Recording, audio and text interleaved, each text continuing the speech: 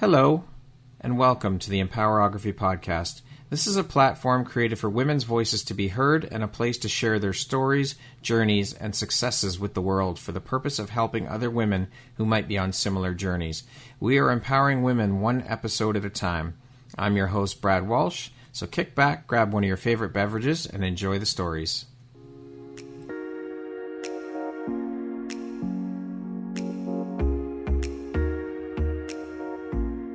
The world needs to hear your message and your story, so don't deny the world of that gift within you that the universe has given you. Someone out there needs to hear your story because it will support them in feeling hope, inspired, and even transformed. Do you want to discover how I help get my clients out of their own way, show up, and confidently share their message? I would love to extend an invitation to you to join me in my free masterclass, Start Your Own Podcast from Idea to Implementation, on Wednesday, April 5th at 1 p.m. Eastern.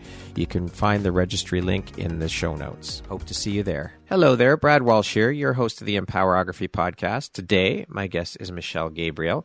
She is an award-winning storyteller, the founder and CEO of Story by Design, an author, a coach, a keynote speaker, and a leadership consultant. Welcome, Michale. I am so excited and happy to have you here. How are you doing today? I'm doing just great, and I'm excited to be here too, Brad. I look forward to this from our very first conversation. Yes, we had a very interesting and fun conversation. So I'm really excited to have you here, and I'm looking so forward to jumping in and sharing all about who you are and the beautiful light that you put out into the world through the wonderful work that you do. So welcome, and let's get started. So as mentioned, you wear all of these hats and all of these titles. It's exhausting just thinking about all of them. It's a hell of a lot of hats and quite a resume. So I'm curious, how on earth do you find all the time for this, and how do you prioritize, and how important is prioritization and organization to you? First of all, I don't do everything at once. Right, of course. I do them in stages. And also, I used to do a lot of just packing in as much as I could in a single day. But you know what? As I've aged and as I've gotten a little bit wiser, for me, it's the quality of the experience that truly matters. So I have taken pains to organize my days and my life so that I can do the things that bring me joy and be with people and do my work, but also to have time for self-care, to have time for doing the things that fill my cup back up again, take time with friends and so on. That is really important. I don't like the word balance so much because I don't even know what that means. I just think we recognize what we need at a given time, and hopefully we're wise enough to attend to that. Because for me, I want to have fun and I want to feel joy and not be so pressed that it just becomes a stress factor versus an act of love and joy where I can be fully present in whatever I do. Life is short. We have to enjoy the time we're here. Yes, of course, we have to work because we have to make money, but being able to do something you love for work, and at the same time, being able to live your life and enjoy your life and be happy in what you do, that's key. That's key to life. It is. With you wearing these multiple hats, or let's call it multidisciplinary, what does your morning routine look like? I live here in Costa Rica, so I'm in the beautiful sun in the tropics, although I live in the Central Valley, not on the coast. For me, I ease into my morning. That seems to work out best for me. I have 3 animals, 2 shelter, 2 rescues, and 1 designer animal. And so I have to attend to them first because the dog needs to go out and so on. So I take time with my animals to get them set for the day and get them fed. I also take time to have my cup of coffee, to listen to the birds, and to meditate, to journal, to take time to set the day in motion that I know will be a productive one. And I actually go out to the pool to do the writing because I love the sound of the birds. I love the wind against my face. I love to see the sun poking its way through the palm trees. And I just find that when I set my day up like that, it just goes better. It sounds magical. The sun poking through the trees, sitting out by the pool. That sounds amazing. Sounds like paradise. It is paradise. And it's before everybody else wakes up. So it's very private to me. Peace and quiet, right? And that solitude. And it sounds beautiful. Michale, what drives, motivates, and inspires you to keep going and excelling at all that you do? Oh, wow. I think that It's tapping back into the why I do what I do. It's being able to know through the feedback that I receive that I really am making a contribution to someone's life. That's my joy. There's a wonderful indigenous saying I totally embrace, and it goes something like this. If you could say at the end of the day, this is a good day to fly, and having been a consultant to the Boeing Company for 26 plus years, that seemed to be quite fitting. It's a good day to fly, and it's a good day to die. And what that really means is that I think when we are fully accessing our gifts, we're fully expressing them, that is a good day to fly and a good day to die because we're filled up. And I know there are days when I say that, I just say, I'm complete. Yeah. I know that whatever I've done in that day, even a small act of kindness or being with a client or something else, a conversation with a friend, those are the moments that matter. And I think as we get older, and I'm going to be 78 in a couple of weeks, is that means even more now, more than ever, to be able to do that. That it's not so much about how many millions can I reach, but rather of those that I have and of those that I hope to reach, am I doing something in their life that's lasting, that's going to support them on their own journey? And if I can say yes to that, then it is a very good day to fly and a very good day to die. Quality over quantity. And there's nothing like the feeling of knowing that you have impacted someone's life. It is just really, I believe that's why we're all here on this planet, is to give back to people, to support people, to cheer the people on in our lives, to lift them up and to lift others. That's why we're here. That's the main reason we're here on this planet, is to all come together and raise the collective, raise the vibration of the collective and support each other. That's right. That's exactly right. Brad, that reminds me of I founded the storytelling residency program at Children's Hospital in Seattle years ago. And a couple of years ago, I got an email from one of my patients, Sian. And Sian had a very aggressive cancer. There were times that she was in such pain that there were literally layers of skin dropping from the roof of her mouth. Oh. And when I started to work with her and tell her stories, and I remembered when her cousins came to visit, this was the time when she was feeling a little bit better, but her face was bloated, her hair was gone, bald head. And they visited, and then afterward, the mom called me and she said, Michelle, when the cousins were here in the hospital, she said, Sian put them in a semicircle, and she story told to them every story you've told her. She said, the cousins were enthralled. In fact, when they got back in the car, and it was her sister's children, and her sister said, what do you think about it? Sian, thinking they would talk about the bald head, that they would talk about her bloated face. No, they said, she's such a good storyteller. And then I went into her room one day. She was in a lot of pain. And I said, honey, don't even open your eyes. Just let me tell you a story with your eyes closed. And I remembered that when I first entered her room, she had handed me a book of Irish fairy tales. Those were her favorites. And I was expecting to tell her a story. Well, she wanted me to read to her. So, of course, I did. And so it came to me, I needed to tell her a story, make up a story with an Irish feeling to it. So with a poor Irish accent. Oh, Sian, my child, I can see you're really suffering today. I'm going to take you to the land of the fairies, child, into the pot of gold, and you're not going to be suffering anymore. So I come out of the room because she literally, her face was in pain, and then I watched her ease. Her face just calmed, and she fell asleep. It was like balm for the soul. And I came out of the room. There was someone standing there that I knew, a nurse, and I just fell into her arms crying. She said, what is it?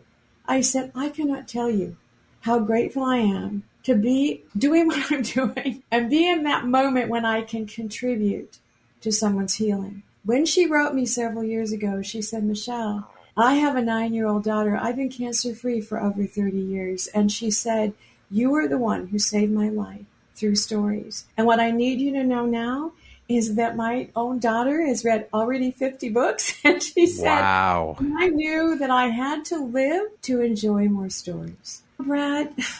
How powerful. What a beautiful gift you gave her. And she gave you. And it's reciprocal, right? It's just so beautiful. I love that. Thank you for sharing that story, Michelle. I would love to know, I know you just mentioned it very briefly. What were you doing for a living before jumping into the world of entrepreneurship? Brad, I never intended to be an entrepreneur. I was raised in a generation when I thought I would be married by the time I graduated from college. There wasn't anybody standing there on a white horse without a horse. Wasn't going to happen. And though I'd worked since I was 14, I was raised in a single parent family in Anchorage, Alaska. I was a speech and drama major. So my first job was a casework assistant in a child welfare agency. And I got to see the suffering of children and knew that I wanted to be an advocate for them, but not in that setting, because the courts would say, okay, this kid's going back to mom. And I knew the uncle who'd molested this child would be back at the door by the time he settled behind my car, and I'm the one who took him back. So then I became a children's librarian, which was strange because I was kicked out of most libraries for talking too much, even though I loved reading. So I went on for a master's degree in that. So I've been a director of Children's Public Library Services. But when the call came to create peace in the world through story, which came out of a meditation, at that moment I had just completed directing a $2.8 million campaign for the School of International Studies at the University of Washington, now called the Jackson School. I had attended a Jean Houston workshop where we had been exploring the space between our two ears. And I came out of it, oh my gosh, Brad, we drummed, we did rattling, we danced, we talked in nonsensical languages, and we translated it. It was like, oh my word, what has happened to me? And then a week later, I was meditating in the backyard, and an image came to me of a globe being held by a pair of hands, my hands, and the words over top were peace through story. And it was so riveting and so powerful, I knew I was being called to go out into the world and do that. I had no strategy. I had no plan. I had a spouse at the time that was very unhappy with that decision and used to stand at the door and say, how much money did you make today? And if you do not replace, we were a two-income family. We'd made decisions based on two incomes. He said, you can't do this. And I knew if I didn't, I would end up not only resenting him, but being angry with myself. So I stepped out in faith and began to go back what I knew, which was bringing literature to life through storytelling. And so I started out in the field of education for 15 years, traveling the world, telling stories, bringing stories to life, not memorizing stories, Brad, but recasting them for storytelling, which is an entirely different process. I was an entrepreneur at that point. Yeah. A reluctant one. Was it? But it was your calling. You were being called. You had no choice. Had to learn all of those things in the process and just put one foot in front of the other and see what opened up next. And that's what took me to the former Soviet Union 9 times, creating a program called Young Storytellers for Peace. Which we'll talk about a little bit later. Yeah, a little bit later. Absolutely. And going to places like Iraq and Uganda and other places in the world. But here's what I've come to understand about this. Initially, I thought, oh yeah, go out into the world and make peace through story, built telling stories where we have shared values, reconnect. But I think in the most recent years, and particularly in my coaching with adults, is that we need to come to peace with our own story. And that my genius is in being able to help people to see their full story so that they have the opportunity to make peace with it, to extract out of it the wisdom that is theirs to share, and then to be able to share it in a way that can impact and influence the lives of others. I love that. That is so beautiful because we so often get caught up in our heads that I don't have a story, or who wants to listen to my story, or what story do I have to tell? And I am of the mindset and the belief that every single person on this planet has a story to tell and a story to share, and it will impact and resonate with at least one person out there in this world. And I think it's our duty or our responsibility to tell that story and to share it so that others can benefit. And of course, we want more people than just one person to benefit from it. But if one person does, that's our job done. And I think we owe that to the world, just like we are all brought here with gifts. And it's our duty and our responsibility to share that gift with the world so that someone can benefit from it. It's not about us. It's so much bigger than us. Right? So thank you for sharing that. I think that is absolutely beautiful, Michale. Thank you. And to your point, I go through the same stuff. Do I have a story to share? Maybe not. Yeah. That was it that I do this for a living. But I remembered years ago, and this is really significant. I remembered many years ago, and I did a lot of teacher workshops and storytelling residencies in schools all over the world, actually, but primarily in the U.S. And I remembered this woman saying, Michelle, I really like it when you tell stories out of books. It's really fascinating. But when you tell your own stories, not so much. Really? What? Wow. What a gift. She literally tapped into my own core wounding about not being visible, even though in my life I've been very visible, but you have to be visible to yourself. Yeah. And it's, whoa. And it's amazing how that one comment stifled me, and it was my choosing to do it for a very long time. And so here I am telling people, your story matters. And people saying, when are you going to write your book? When are you going to... And I'm going, sometime. So here's the deal. And here's why that's significant, is that when I work with a client at the end of each session, Brad, I listen deeply. I listen between the words. I listen. And because I come with all of this background of bringing literally thousands of stories to life out of literature and other people and so on and so on, what I do is I tell the person their story back to them as I'm hearing it. But it's done in a storytelling way. And that's my story. Oh, that's my story. And sometimes they'll say, I would just like you to tell it for me. And I say, no, that's not the point. But I want you to know you have one. And because we're inside of our own story, we really don't see its potential. When somebody listens to us and then mirrors it back, not exactly as we told it, because it's recasted. Because of how you're hearing it. Exactly. And we hear it, and what happens is when the person takes that and owns it inside of themselves, they speak differently. They communicate differently. They own the wisdom and the power of their own story. And I'm telling you, seeing that transformation for myself and helping to facilitate that through the work I do is the most gratifying thing in the world. No doubt. What a powerful and beautiful gift you are giving people. And again, they're giving back to you as well, because you get to hear these stories, their stories and journeys. That's incredible. And Brad, how could I have known that? Piece through story from that image. I could never have imagined that I would have ever, for example, spent a good portion of my career working with people on their own stories. And the reason I even started with that was that I'd been telling other people's stories on stages, like for United Way, to raise money and this and that. With my background in fundraising, of course, I know how to do that. But I was doing a fundraising event for the Boeing Company, and they were raising $26 million from employees that year for what we would say United Way community funds.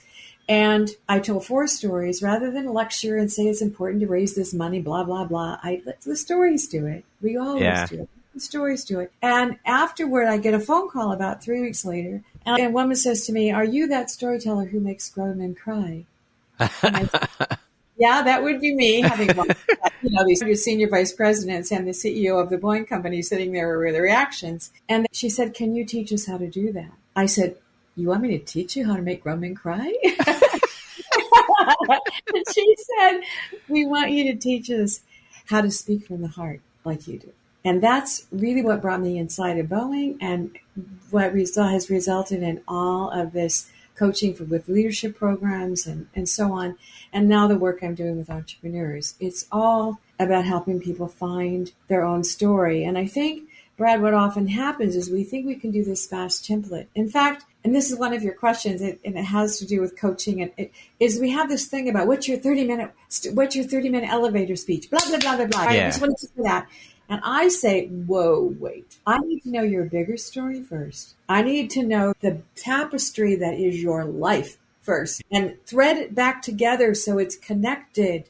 And when you have that, then culling it down to your 30-minute elevator pitch or your 2-minute intro at such and so is going to have so much more potency and power, because you're going to tell it from the innermost part of your core. But if you just try to do the other, it will never be spoken with the same energy in the same way as if you know the big story.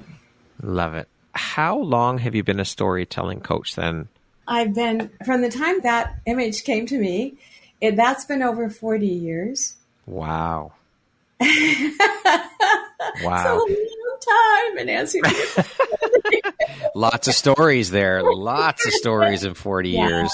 Yes, so you're the CEO and founder of Story by Design. So can you just share with us a little bit about the company then, please? Even the name, Story by Design, is that I believe each of our lives have a unique and beautiful design to them.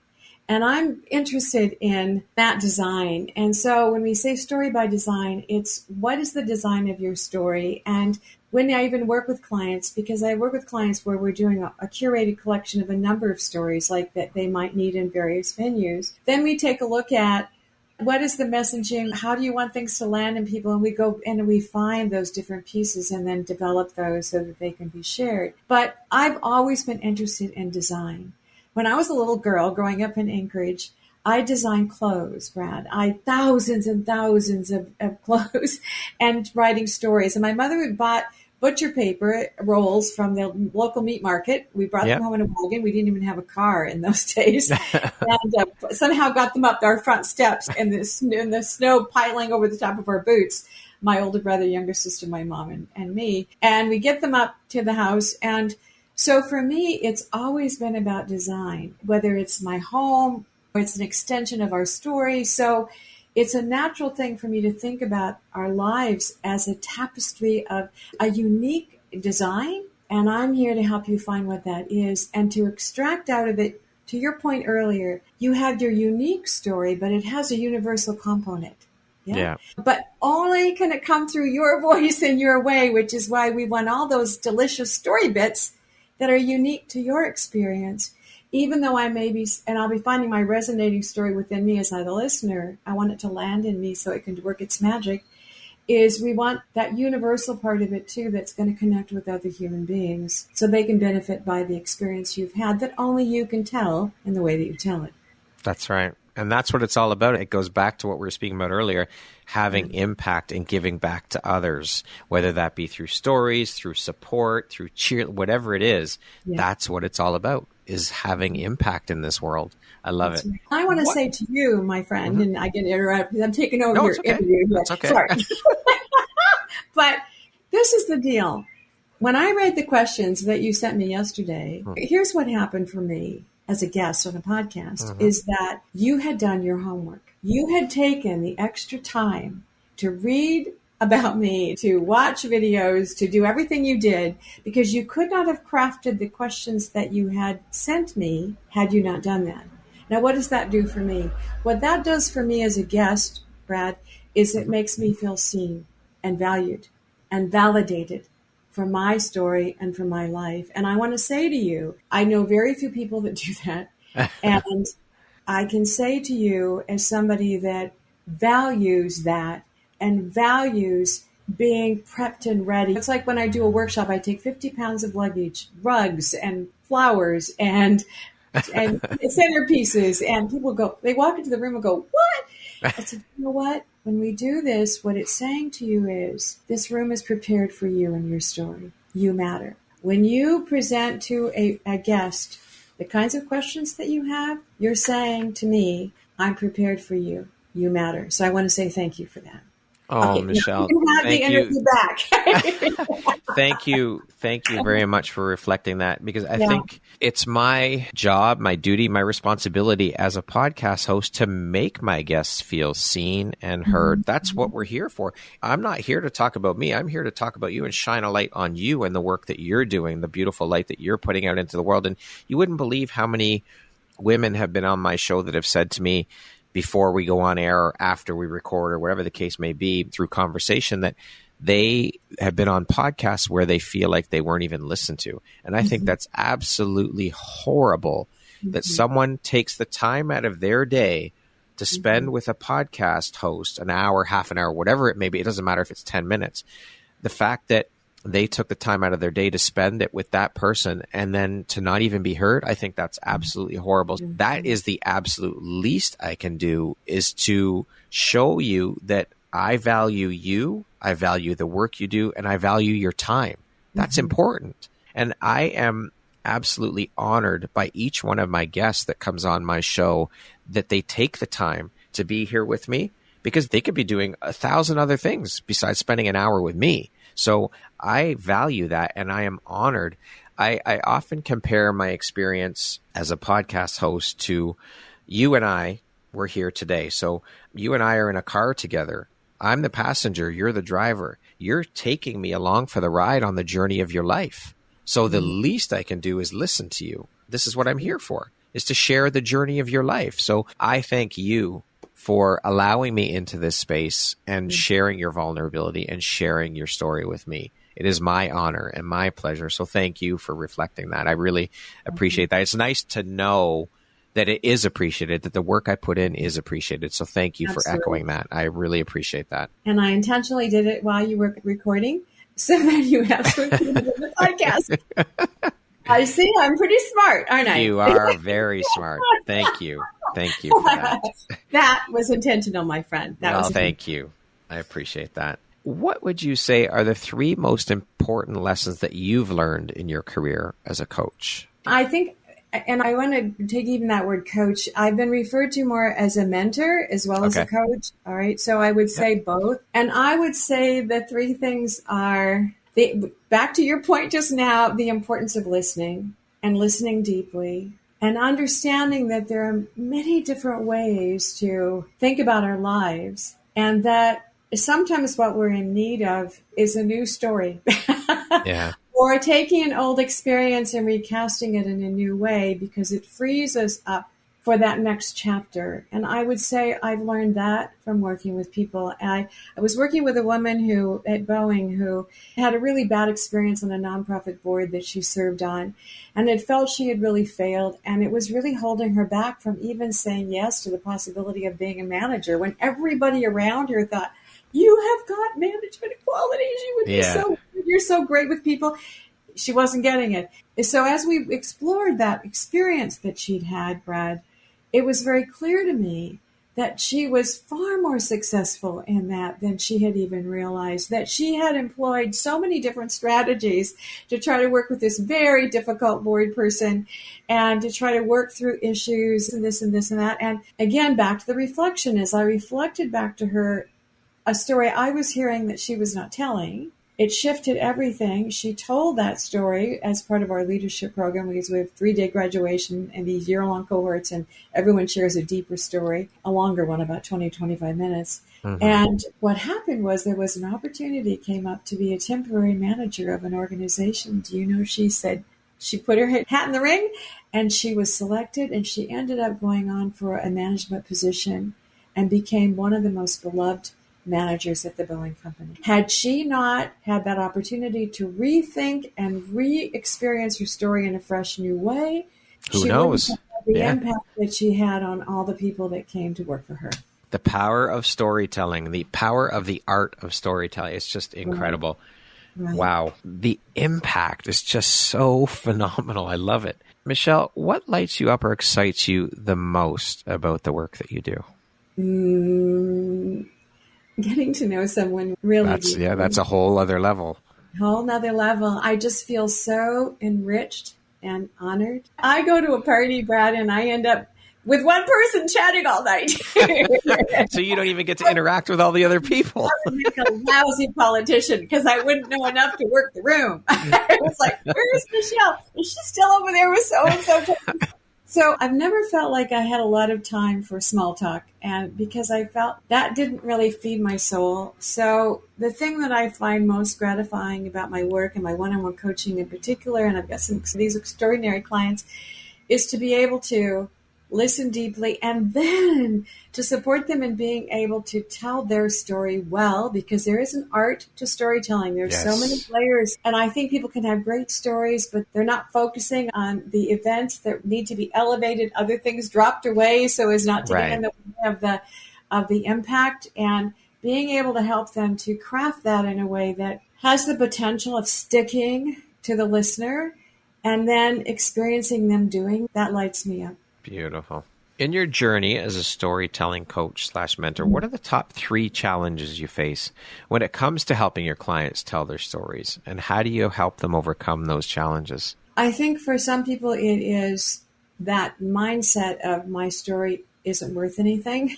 It's our own baggage around that kind of thing. Also, I think for some people, it's even a resistance to be visible, because that's taking risks. It's opening yourself up to both acknowledgement, but also criticism. Yeah. Yeah. And I think that for some people, Sometimes what we want to do is to hang on to the drama of the time of initiation.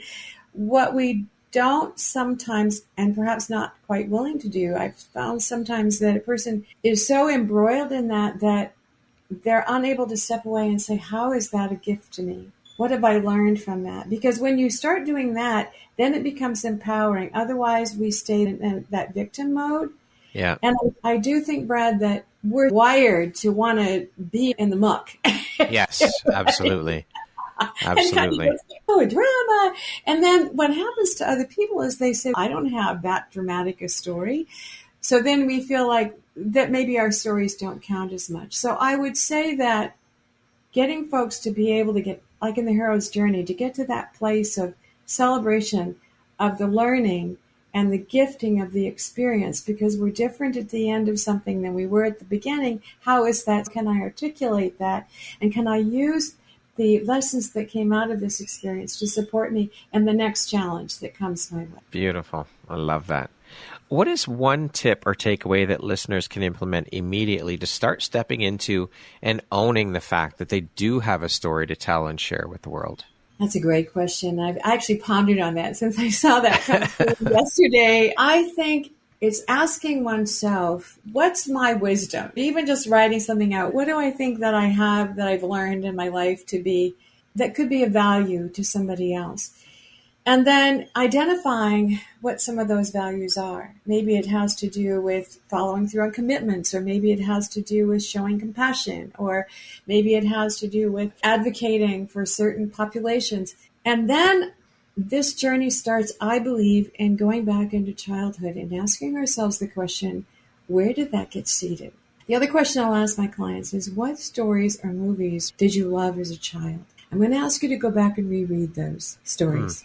And watch that, because there is something in that is very key to who you are, the essence of who you are. For me, it was Charlotte's Web.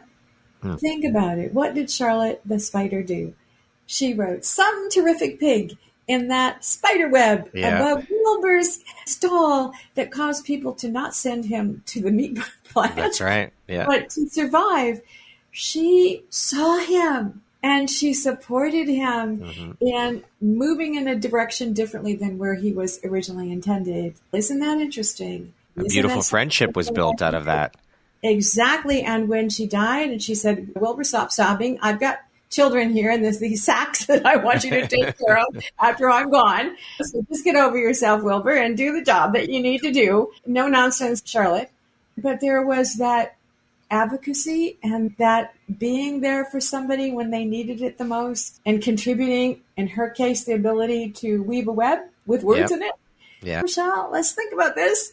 Is that not what my life is about? But until I sat down, Brad, and really looked at those early stories, also The Long Winter by Laura Ingalls Wilder, because I was raised in a very chaotic home life with a lot of emotional abuse and a very stressed mother with 3 little kids and a father who I saw just a couple of times a year, and financially stressed in every other way, and a lot of things that happened that were very abusive. My mother and I did a lot of healing the 3 weeks before she passed. We had an extraordinary coming together. But so for me, in The Long Winter, here's a family that's going through all this hardship, and yet they don't split. They stay together. And that gave me hope that there was something possible for me to have a life that didn't look and feel like the one that I was currently experiencing. Love it. Thank you for sharing that vulnerable moment, Michelle. I want to speak a little bit about your work as a leadership consultant. You had mentioned you work with companies like Boeing and so forth, so you do a lot of work around storytelling with corporates. So what is your greatest strength as a leadership consultant, would you say? I think it's my ability to listen, but I also think it's my willingness to say what needs to be said from a place of compassion. No sugarcoating, no bullshit. I say to leaders, what comes out of your mouth needs to align with what's going on inside. When I first started working at Boeing and people found out I was a storyteller, there were all kinds of reactions. You can imagine a technical company, engineering, and I had people say, I'm not interested in that touchy-feely crap that you do, Michelle. I was like, oh my God, this is my life. What? What do you? Yeah. So I had to develop a little tougher skin. Right. Because what I realized was it wasn't their job to come cross the bridge to me and understand the power of story, I needed to cross the bridge to them. So I had to learn their language. I had to learn what would be of value to them. I had to learn how to recraft my messaging so that they could hear it. Because once they could hear it and they could come across the bridge, then anything was possible in terms of their being open and vulnerable. So I would say to folks, look, because it's important that what comes out of your mouth aligns with what you believe, that if you're out sharing something that you're not in alignment with, it may be a very effective story in terms of the drama of story but I said people are very smart and they will sniff it out that you're not being authentic. And the person that's going to lose out is you, because you only have so much real estate as a leader and you don't want to waste it. So my job is not to be here to help you put a spin on a story. That doesn't serve anybody. I'm here to help you find your authentic connection to the message that you're delivering. And if we can't find it, your organization and you are much better served to have someone else carry this message. And that's where we start. And trust me, there have been people that I've had to be very straight with. I don't believe you, or this doesn't feel authentic to me, or this feels like a spin to me. I don't serve people if I'm not willing to be that straight with them and that direct with them. And I've had people tell me stories they thought would work well. And I've said to them, if I were listening to this story, here's a perspective. My feeling would be you're telling a story about somebody that you dated and they had a hair in their chin or something, and you end up throwing up on them on the merry-go-round or the Ferris wheel. I said, what I would think is, if you don't look a certain way, if you don't sound a certain way, I'm not going to get anywhere in your organization. I said, is that who you are? Is that how you want to? Yeah, oh my God, Michelle, no. And I said, that's what your story is saying to me. So tell me more. And in this case, this person said, when I first met my wife, he said she has a really high-pitched voice and I found it really irritating. And he said, and I was really hard to even listen to her. And he said, until I took the time to get to know her, and now I think her voice is the most beautiful voice ever. I said, now you have something. Now you're showing me that you have the ability to look past something that you don't resonate with in the beginning to what the essence of who a person is. That is a story we're sharing. So as a leader, we have to pay attention to the stories we're telling. And what are the messages inside of those? Because if we're sharing something, it can boomerang on us. I don't care how much facts and data you want to share. I learn more about you by the stories you're telling than any facts or data. So if you want me to get something from you, I say to people, look, when you're speaking to a group, forget all those blasted PowerPoint slides we don't remember anyway. But if I am interviewing somebody 3 weeks later after you speak, and they've had 17 meetings in between, and they've had family life, and they've had this, and they've had that, what do you want them to remember from your presentation? And more than likely, they can only remember one thing, maybe two if we're lucky. And then they tell me that. And I say, okay, then what we have to find is the most compelling story possible to wrap around that point so that if they remember the story, they will remember the point. What an incredible perspective. Yeah. That is powerful. We're inundated. And so forget the PowerPoint slides. Don't worry about that stuff. And I've said to folks, look, think of yourself as an illustrated picture book. All right. So you are both the pictures and you're also the words. And if you want to think about your slide deck, because the first thing folks do, particularly in a corporate environment, is put the slide deck together. I said, no, what are you trying to say? What's the impact you're trying to have? What do you want people to do? What's the narrative? Get the story down. And then because you are the illustration, you are the story as you tell it, then let's think about slides that enhance that story. So they are the chorus, but you are the soloist. And let's choose more visuals than a lot of printed data. If you're going to tell me something and I'm reading it at the same time, it's like being on your phone and saying you're engaged in a conversation. You can't do both, right? So let's just let the slides enhance your message, but not be the message. Slides are in the background, so to speak. Just background music, we'll call it, right? Yeah, and they're there to enhance and help bring meaning, and through illustration or maybe just a couple key points, but you're doing the talking. Because people say, yeah, but people need those slide decks for later. And I said, okay, show of hands, everybody. How many of you have gone in and watched a presentation later? gone in and looked at this. You've just had 22 more meetings. How many of you have done that? Such truth. I love it, Michelle. Love it. Now, I want to speak a little bit about, you mentioned very briefly, Young Storytellers for Peace, US and USSR. Can you talk a little bit about that and what the inspiration behind that was? That actually came out of that initial Great Peace in the World Through Story. But I woke up from a dream that said I was to go to Russia. Okay. And I had remembered hearing someone named Dana Perry from Earth Stewards Network was the name of the organization that was taking a group of people. It was in the Seattle area. Was living in Seattle for close to 40 years. I'd heard him speak at a Unity Church gathering about this group of citizen diplomats, he called them, that were going to go to the Soviet Union. This was 1984, to build bridges of peace between our countries, to do citizen diplomacy, to try to do what our governments seem to be unable to do. Now, I grew up in Alaska. The bomb sirens would go off when we'd run to the shelters because Russia wasn't that far away, and the Soviet Union. I woke up from this dream and I called Dana and I said, Dana, I had a dream and I think I'm supposed to go. He said, Michelle, do you have your passport? I said, that I have. He said, but visas take a little time and it's 3 weeks away. But he said, what you need to do, everyone who's going has got to involve the community. And I said, that works because I'm performing at a Young Authors Conference this Saturday. I'll talk to the school superintendent. And when I did, he said, Michelle, all the principals are here today from all the schools in the district. How about if I put them in a room with you and you tell them about this? I did. And 3 weeks later, I had 2,000 letters and pieces of art from children. Wow. I was able to give to children in the Soviet Union. But I had an opportunity at school number 15 in Moscow, an English-speaking school, 1,500 children. Can you just imagine? About 8 floors. Holy crow. But they had an event for us in the concert hall, and here we are sitting. Now imagine, I grew up, when I came through into Moscow and saw that red flag with the hammer and the sickle, my throat constricted. I thought, oh my God.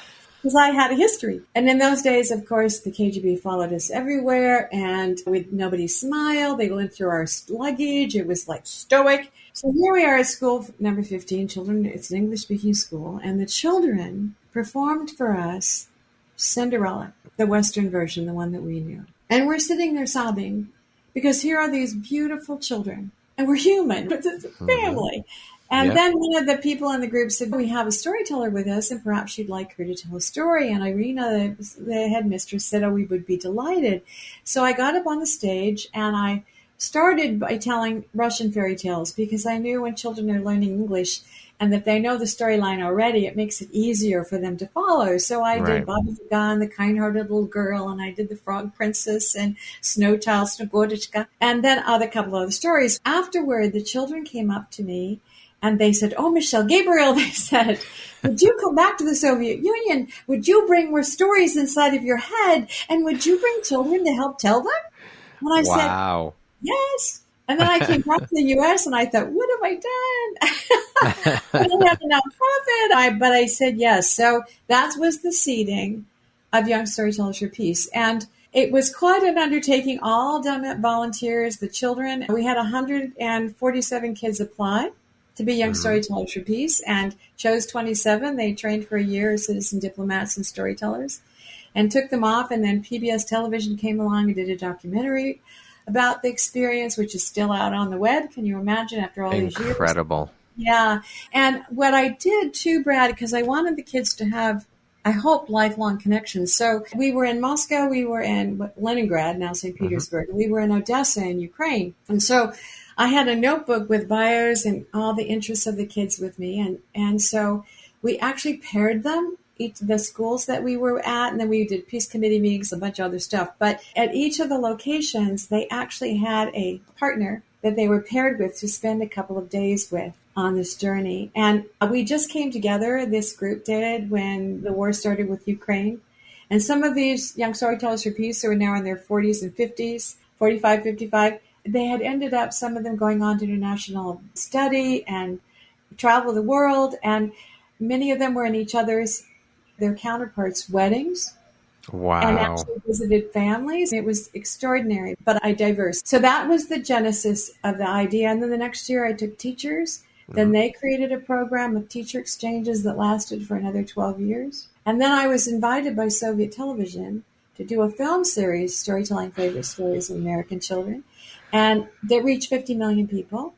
But unbeknownst to me, they actually end up using those videotapes in pedagogical institutes to teach teachers of English how to storytell with expression, like Michale Gabriel. And wow. So I became known. I couldn't walk down the street after that without being recognized. A celebrity. I was. I became their American Fairy Godmother.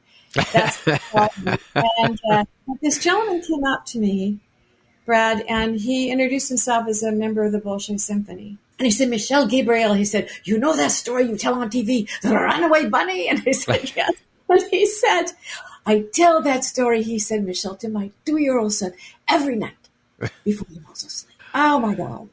And I'm just like, oh.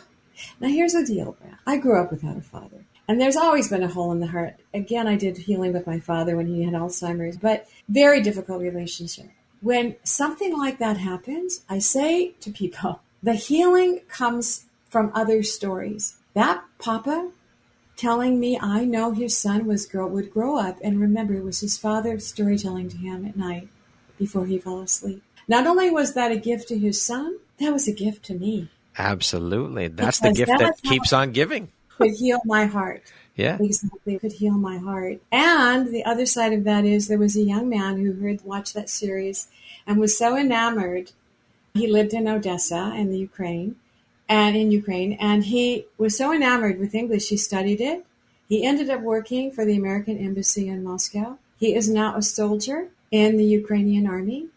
And he and I started communicating together about 2 years ago. And so we now are on WhatsApp and we have periodic conversations. And now I've been working with students there that have been dispersed all over everywhere because of what's happening in Ukraine, and using story as a way of comforting them. Amazing. So you don't know how these are all going to work, right? Beautiful. So beautiful. Wow. Thank you again for sharing that. Again, it's the power of storytelling and the impact that it has on people's lives. It's incredible. Beautiful. Michale, you also do some philanthropic work and sit on a nonprofit board. Can you talk a little bit about that and how important to you as an entrepreneur that work of giving back is and what it means to you personally? It means everything. It means everything. As I share with you that whole experience, 9 trips with the former Soviet Union, the film series, everything, that was all done as a volunteer. I had 2 full-time jobs. One I got paid for it, the other one I didn't. That's what you do. So when I came to Costa Rica about 9 years ago, I did not want to be one of those expats that just comes and takes from the country. I feel like you have to give back wherever your feet are planted. Because I didn't speak Spanish, actually, I still don't. I'm not proud of that, but it's the truth. I've had numerous teachers, and it just comes in one ear and out the other. And I think part of it is I so desperately want to communicate that I don't have the patience to not know words. But regardless, I joined an organization then that was English speaking, the Women's Club of Costa Rica, that literally was on operation for over 80 years and was president on the board for 6 years.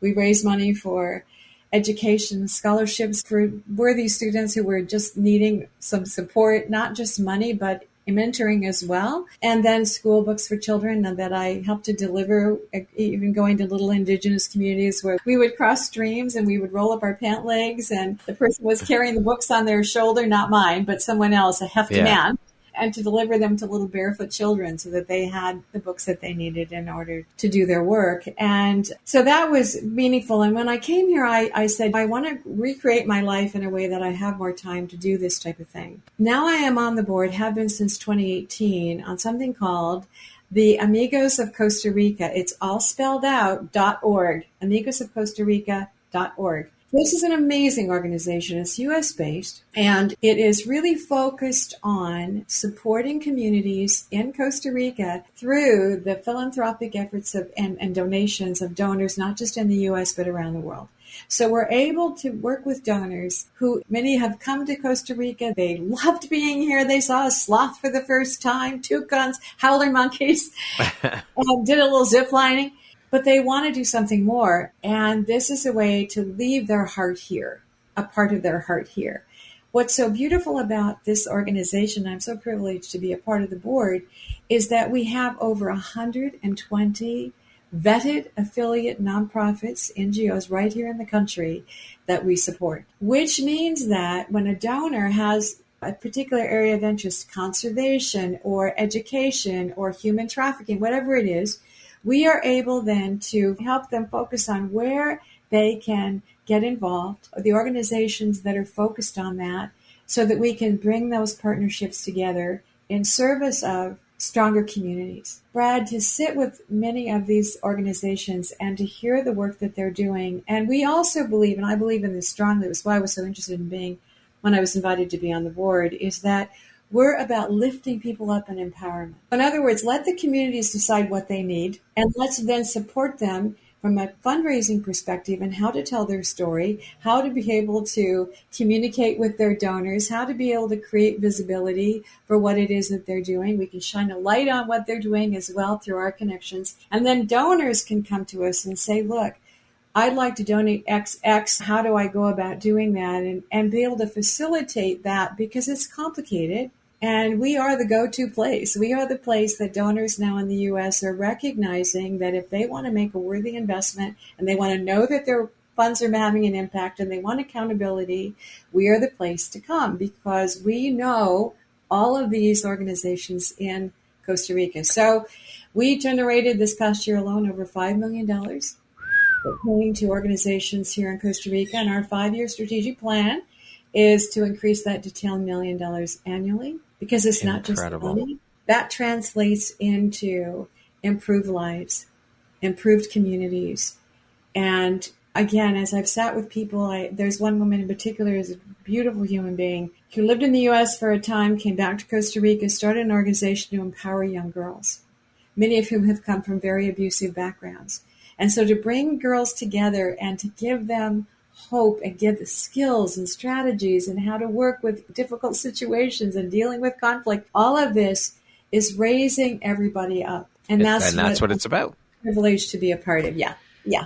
Incredible. So, you are such an incredibly inspirational human being, Michale, with all the work that you do. I'm blown away. It's incredible. I love these little stories that you're sharing. Just so inspiring. I try not to make a point without telling you a story. Because, of course, I'm hoping it will stick. Yes. Michale, yeah. What do you think your unique skill set or superpower is that's helped you become successful? Compassion. Love it. Mm-hmm. When my mother was dying, and as I said, we did all of our healing work in the last 3 weeks, and my mother was asking for my forgiveness. I was asking for hers. We both had hurt each other. And she said to me, your soul picked me out to be your mother before you came. Yep. Said, Mama, there is no doubt about it. And I said to her, I accept your asking forgiveness, but I said, I also know something based on my life, and I was 42 at the time. I said, Mom, I know that I would not be the person that I am had all these things not happened. Had I not experienced the pain and the suffering and the abuse and the questioning of self and all of these things being told behind closed doors. Because I was Miss Anchorage, first started out Miss Alaska. I was out there, all kinds of stuff from the time I was young. But behind closed doors, it was an entirely different story. And I said, Mama, what all of that says to me, and I was 42, I'm not even how old I am today, that I would not be as accessible to people, because people are only going to share themselves deeply if they think you understand. If they don't think that you have enough breadth of experience and wisdom, why would they entrust you with the deepest and even darkest parts of their lives? They wouldn't. No, they wouldn't. I'm grateful to my mother, who's with me all the time.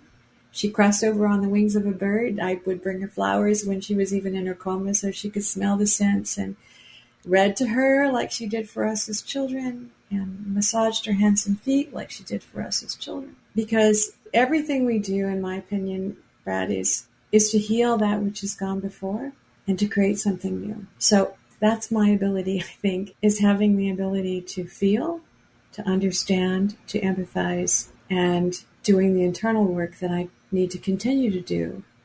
Yeah, that never stops, because we're constantly evolving as human beings. You're never done the work. That's a constant journey. And trust me, Han, the triggers do come up. Yeah, of course they do. Absolutely. We're human beings. You better breathe on this one. So it's a constant thing that I don't want my stuff to get in the way of being of service to somebody else. Love it. Michale, how do you define the word success? By the number of people whose lives I've touched. I love it. What is one of the most important things you've learned in your life? And what was your life like before learning it? And what was your life like after you learned it? So I'm still learning it, in all fairness. And it's self-love, my friend. It's learning to love me and to forgive me for being human and to forgive myself for not being perfect and to forgive myself to be less judgmental of myself. And I would say I've learned that. What's my like after? I'm still working on it. Yeah. I'm still working on it because I believe that self-love piece is so important, because if I can love myself, Brad, I can also love others more fully. And so that's my work. That's my job, is to do that, in my opinion, because the more that I do that, I think the more that I can be a source of love for others. What a beautiful way to look at it. That's our job, is to love ourselves so that we don't deprive others of our love. I love that. Thank you for sharing that. Yeah. Beautiful way to say that and to share that and to realize that, to have the self-awareness for that is incredible. Truly. Okay, we're going to jump into a little rapid fire section here. So the next grouping of questions just be 2, 3, 4 word answer. All right. Hold on. I gotta get ready. You can do it, Michale. I know you can. Okay, I'll strap on my seatbelt. And you said 1 word answers, right? Okay, that's going to be 1 to 4 word answers. Yeah. Okay. You got to keep them short and concise. Okay, no stories on these ones. No okay. Stories on this one. Okay. Let me, as I said, strap on the seatbelt. Okay, yeah. I'm ready. All right. How would you describe yourself in 1 word? Inspirational. What is your favorite self-care practice? Swimming. If you could teach the world one thing, what would it be? The importance of our own stories. If you could be remembered for one thing, what would it be? My ability to connect. What never fails to make you laugh? That's a good one. A lot of things. Just those delicious moments where it can be almost silly, but where I feel like I'm just laughing from the belly. It's somebody cracking a joke or doing something that just makes me laugh from the belly up. What is the best compliment you can give yourself? That I was totally present. Beautiful. That concludes our rapid fire section. Now back to our regularly scheduled program. What challenge in your life has shaped you the most? My upbringing. Okay. My upbringing, yeah. I had become my mother's mother at the age of 8. And when they were separated, my parents for 14 years, when they went to court, I was a junior in high school. I spent 40 days out of school helping my mother get ready for court. In those days, Brad, the children even testified in court, and I testified against my father, something a child should never, ever be put in that position. No. And when we did not receive anything, not that we were getting that much to begin with, but for college or anything else, were I not a pageant winner, I wouldn't have even gone to college. But my mother went to bed for a year and never got out of bed except to cook a meal, and then yelled at her children from the moment they walked in at the end of the day to when we went to bed at night. Those were really tough times. And so I would say that behind closed doors, I was told I was worthless, that if anyone got to know me well, they'd had nothing to do with me. And again, it came out of a woman who was deeply depressed. Life had not turned out the way she had hoped. And I understand that. I understand that now better than ever.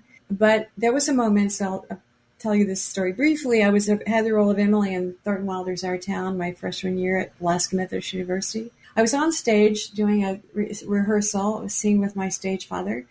The director, Frank Brink, yelled at me from the back of the darkened auditorium and said, "I don't believe you. You're faking it. Maybe 99% of the people, but I don't believe you." And all of a sudden, I yelled back at him something that was very uncharacteristic of me.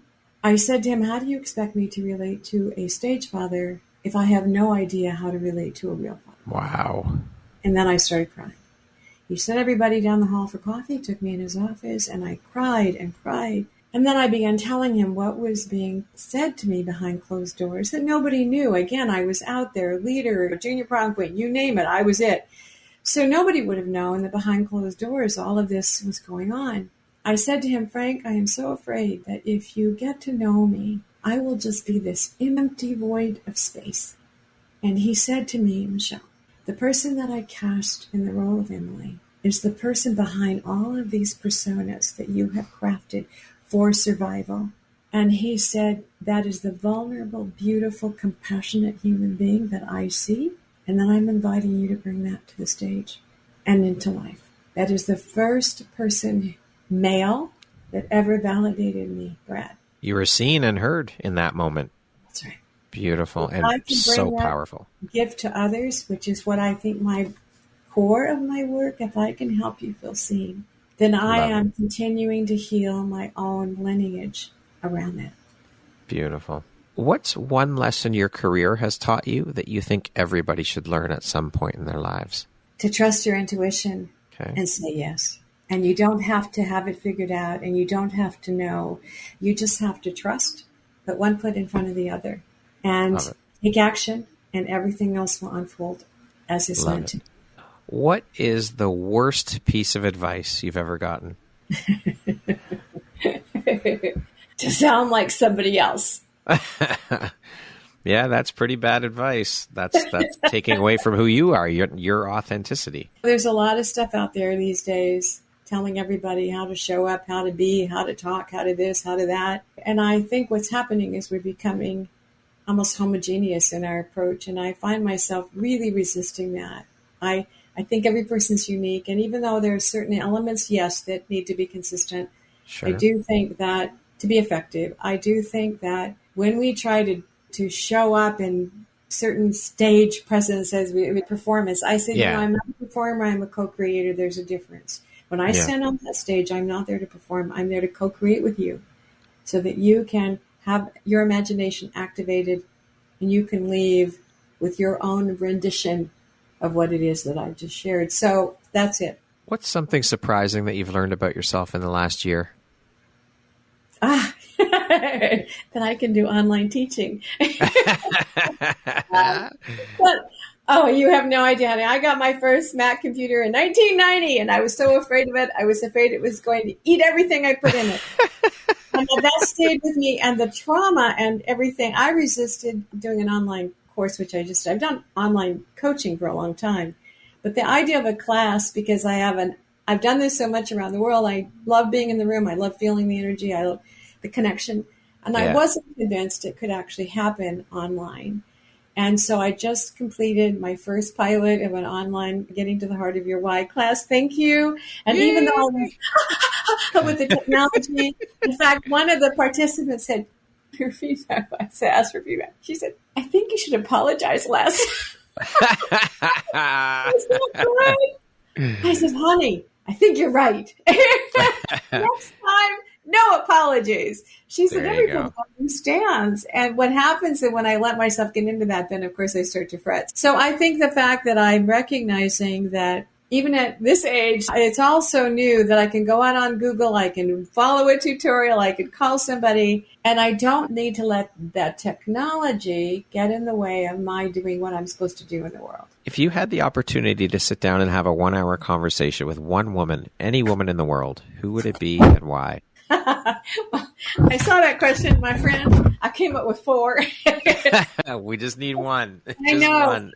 So I'm going to quickly say it would be Carol Burnett, Meryl Streep, or Maya Angelou if she was still living. But I'm focusing on one. Jacinda Ardern, the Prime Minister of New Zealand, because she showed such compassion with the killings in the 2 mosques in Christchurch. She banned assault weapons within weeks. She took the courage of this young woman to take a stand, and yet in every interview, when you would ask her, what is the most important quality of a leader? She would say kindness and compassion.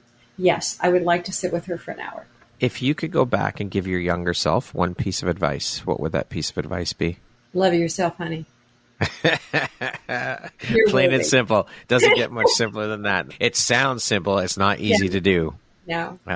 You're enough. Just as you are, you're enough. Yeah. Lastly, Michelle, if you were to deliver your last 30-second speech to the world, your tribe, your corner of the world, your people, what would that last 30 seconds sound like? What words of wisdom would you impart? Take the time to be with one another. Take the time to listen. Take the time to acknowledge the beauty that you see in front of you and that other person. And my hope would be they would do the same and you would walk away enriched. Beautiful. Michale, thank you so very much. I have thoroughly enjoyed this conversation. You are such an incredibly inspirational woman. You shine such a bright, beautiful light out into the world through who you are as a human being, a woman and a soul, and through all of the beautiful work that you do and the impact you have in the world. Thank you for your gifts. Thank you for spending the time with me today. I appreciate you, and I'm so grateful to know you and to be able to call you a friend. And I'm honored to have you as a member of the Empowerography community. So thank you for today. Brad, thank you so much. This has been a huge gift for me. And I know one of your goals is that a person walks away from an interview with you with more insights and an opportunity to perhaps speak something in a way differently or with greater meaning than they may have before.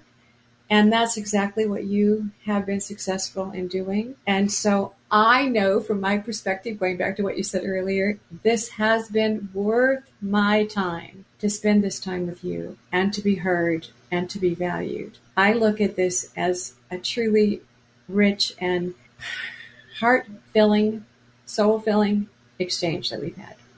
Thank you for that reflection. That means more to me than you could possibly know. You're a beautiful soul, Michale. I appreciate you. Thank you. Thank you so much. Once again, my name is Brad Welsh, host of your Empowerography Podcast. Today, my guest has been Michale Gabriel. She is an award-winning storyteller, the founder and CEO of Story by Design, an author, a coach, a keynote speaker, and a leadership consultant. Thank you so much, Michale. I hope you have a beautiful and wonderful rest of the day. Thank you. Thank you so much.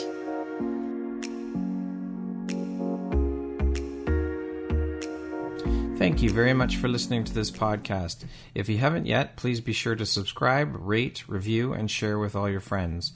You can find me at visuphoria.ca and follow me on Instagram at Empowerography Podcast and on Facebook at Empowerography. Please join me next time for another inspirational story from yet another amazing woman.